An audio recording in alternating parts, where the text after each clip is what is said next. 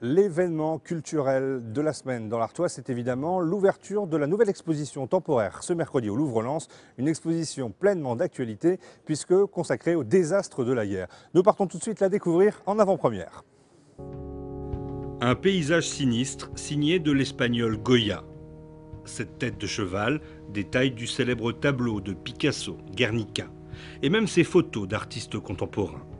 Tous nous montrent l'horreur de la guerre et comment les artistes ont changé depuis plus de 3 siècles leur façon de la représenter.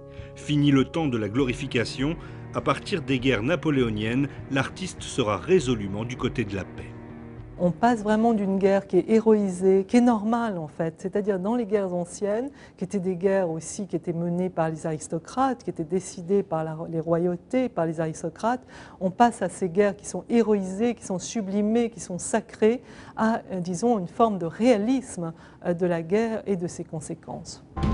Même quand les techniques changent, du figuratif à l'abstrait, de la peinture au dessin et à la photographie, le regard de l'artiste est toujours le même. La guerre détruit l'humanité. Une universalité du propos qu'on soit ami ou ennemi.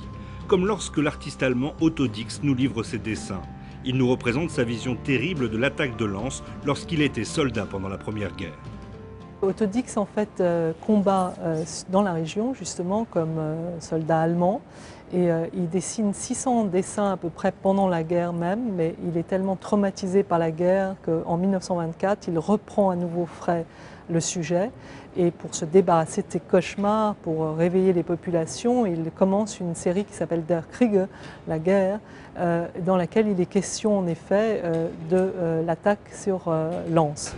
Des guerres napoléoniennes au risque nucléaire, des conflits de Crimée à celui d'Algérie, les désastres de la guerre nous montrent que malgré la folie des nationalismes qui conduisent au drame, les artistes ont toujours été à l'avant-garde pour constater, dénoncer et tenter d'éviter le pire.